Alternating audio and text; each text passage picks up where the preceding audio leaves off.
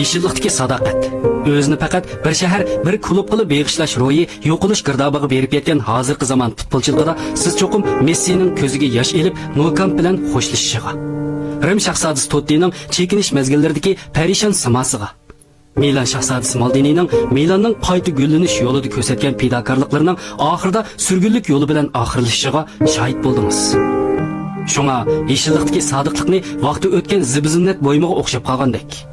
Pul va madaniyat to'lqini tarafidan qayta ittirilib, loy qum orsiga ko'milib ketgan javohiratdek his qilyapsiz. Mana yana bir rivoyatli shaxs. Yeşillikdagi sadoqatning oxirgi qo'g'dug'chilaridan sanalgan Thomas Mullermo 25 yilga so'zilgan bayrandagi kasbiy hayotini tamomlab chekinishni loyiq ko'rdi. 2023 yil kechkuzda Bayern o'ylamagan yerdan to'van darajalik birlashmadagi komandaga futurib qo'ydi. Musobaqa oxirlashganda komanda a'zolari oldirab tinab maydondan chekinishga boshlaydi. Faqat Mullerlar o'z komandasi mas'ullari o'tirgan ko'rish supisi oldiga berib, ulardan kechirim so'rashni unutib qolmaydi. Chunki u yerim umrlik issiqqini va sadoqatini Allianz futbol maydonining har bir g'irich chimliqlariga singdirib kelgan eng kuchli to'p mas'ulasi edi. Shundaqla uning shu tanolikdagi botir ko'langisi bizga dal bir to'pchining faqat bir komandaga sadoqatman bo'lish hikoyasining hozirgi foyda manfaatni asos qilgan davrdagi eng tipik ham kamdan kam qolgan varianti ekanligini bildirib qo'ygan edi. Vaqt tonelini bundan 35 yil burun qaytirib ko'radigan bo'lsak, Sepier bozordagi chimliqda bavariyalik bir o'g'il bola daldangshib menishni o'rganayotgan chaqdala to'p tepishga boshlagan. Uning yotoq uyi qizil, oq ranglar bilan to'lgan bo'lib, 6 yoshga kirgan yili Sebina ko'chisida u tasaddubiy Gert Muller bilan uchrashib kelib, birga suratga tushib, imzo qo'ydirdi. Mana bu uning umrlik orzusining tunji qadamda tiklanishi edi. Ya'ni Bayern uchun jang qilib, Mullerga o'xshash noch futbolchiga aylanish. U dal mushu arzu turtkisida rayon birlashmasidagi yakka faslda 90 to'p kirgizdi. Shundaqla Mercury Lonqisining ichinishlik mag'lubiyatini boshdan kechirib, oxiri 2000-yil yozda Bayern yoshlar mashq lageriga qadam bosdi.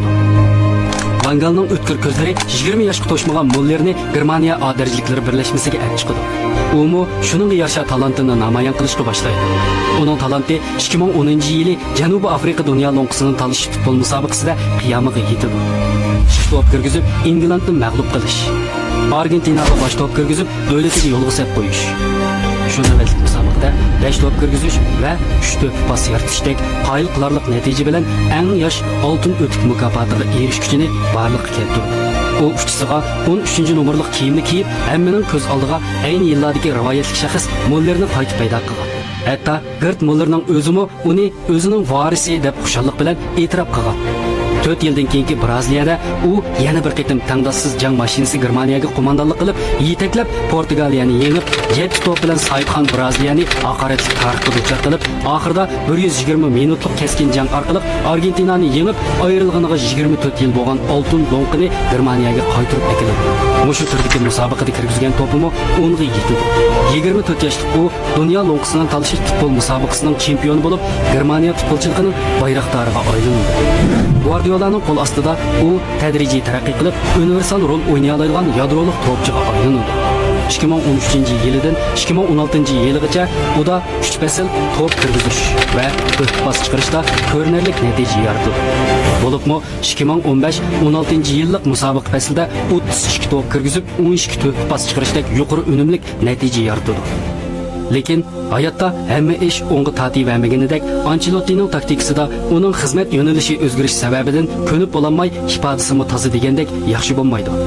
2016 17-yillik musobaqa faslida u faqat 9 to'p kirgizib, 15 to'p pas chiqardi. Bu natija hatto uning amdili ko'ziga ko'ringan chog'dagisiga yetmaydi. 2016-yillik Yevropa lonqisi, 2018-yillik dunyo lonqisi, 2021-yillik Yevropa lonqisi qatorliq 3 navbatlik musobaqada u hech qanday g'usulg'imi erishamaydi. 2022-yil Qatarda 33 yoshli Muller dunyo lonqisini talish futbol musobaqasini kutib oladi. Shu paytda mastanalar uningdan va ko'p orzu umidlarni kutib ketmaydiganligini, faqat uningga hamroh bo'lib, kasbiy hayotining oxirgi mezgillarini o'ngishli oxirlashtirishiga yordam berdiganligini bildirishdi.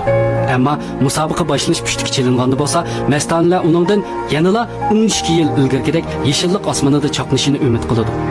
Ammo bu qitimmi natija yanada oldingi qitimqisiga o'xshash 0. O'xshamaydigani faqat uningda bu qitim ko'z yoshi yo'q. Cho'nqur sukut, temkinlik bor edi. Buning bilan uning hikoyasini qayg'uliq bilan oxirlashdimikin deb qolma. Yeshillikdagi sadoqatning chin ma'nosi og'ir kunlarda birga bo'lish va o'zi sevgan komandaga o'zgarish olib kelishdi. Bu 25 yil vaqt ichida u televizor oldidagi rivoyatga talpinadigan boladan hozirgi keyingi avlodlar talpinadigan obidaga aylandi.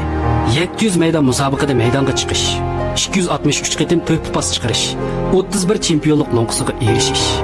Uningda Cristiano Messi'lardek sur'at yo'q.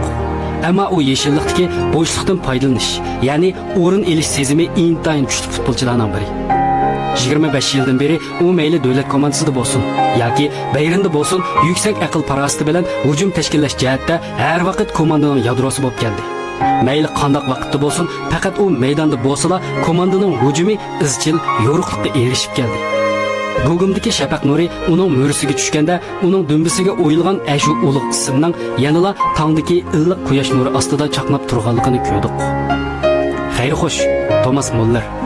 Xayr xo'sh, sap yeshillik madaniyat xarobalardagi sadoqatga sodiq bo'lib, beg'ishlash ro'yini oxirigacha tamomlagan 25-nomer.